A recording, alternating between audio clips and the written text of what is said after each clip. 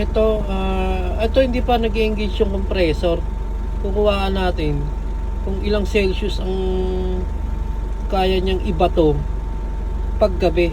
Then kukuhaan ko din siya sa umaga tsaka sa tanghali kung ilang Celsius ang kaya niyang ibato. Ayan, nag-engage na yung compressor. Ayan, nakikita nyo, nag-green na. Tututukan natin ng infrared.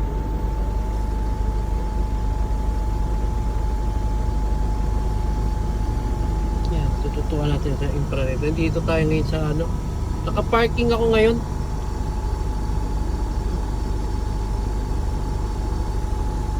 Ito, ayan yung infrared device. Kung ilang Celsius ang kaya niya magbato bago magmatic.